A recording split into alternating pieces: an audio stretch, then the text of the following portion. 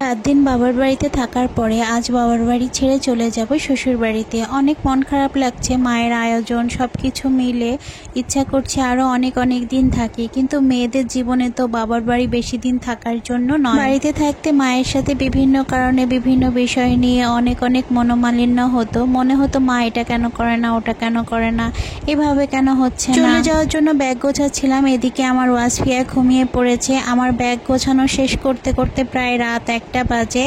এখানে মা সব কিছু গুছিয়ে দিয়েছে। এটা হচ্ছে সকালবেলার ভিডিও। সকালবেলা আম্মু খিচুড়ি রান্না করেছিল, সাথে মুরগির অনেক পা পাখনা এগুলো দিয়ে খিচুড়ি রান্না করেছিল। আর খিচুড়িটা ছিল পোলাওয়ের চালের খিচুড়ি আমার অনেক পছন্দ, তাই আমি চলে যাব দেখে মা পোলাও চালের খিচুড়ি রান্না করেছে।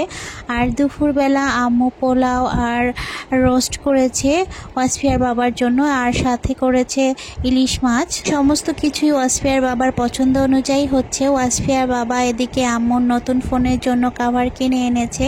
খুব তাড়াতাড়ি আপনারা এই নতুন ফোনের আনবক্সিং ভিডিওটাও দেখতে পাবেন। বাড়িতে এসেছি জন্য শেয়ার করা হয়নি। আসার সময় কিন্তু ওয়াসফিয়ার বাবা মিষ্টি এনেছে, আর এটা হচ্ছে আমাদের সেই বিখ্যাত মিষ্টির দোকানের মিষ্টি সুগন্ধা মিষ্টির দোকানের মিষ্টিটা আমাদের সকলের অনেক পছন্দ। আর এটা মাগুরার বিখ্যাত মিষ্টি রসমালাইয়ের স্বাদ আসলে অসাধারণ।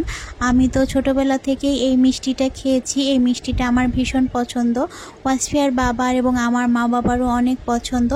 বলতে পারেন এটা আমাদের ফ্যামিলি পছন্দের মিষ্টি। ওয়াসফিয়ার বাবা যেহেতু ইলিশ মাছ ভাজি খেতে পছন্দ করে, তাই আম্মু ওয়াসফিয়ার বাবার জন্য ইলিশ মাছগুলো ম্যারিনেট করে রেখে এখানে ভাজি করছে। আর দুপুর টাইমে আমরা একটু ওয়াসফিয়াকে নিয়ে বের হয়েছিলাম। ওয়াসফিয়া বাহিরে উঠানে খেলাধুলা করছে। ওয়াসফিয়া খেলাধুলা করতে ভীষণ পছন্দ করে, আর এই খোলামেলা পরিবেশে থাকতে ওয়াসফিয়া আরও পছন্দ করে। আমাকে দাও।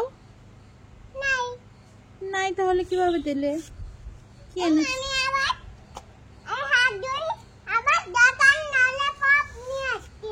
আচ্ছা।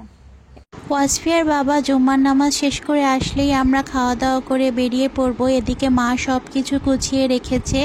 আকাশটা অনেক মেঘ করেছিল যেদিন আমরা রওনা হব, আর সেই মেঘের নেশা এখনও পর্যন্ত কাটেনি।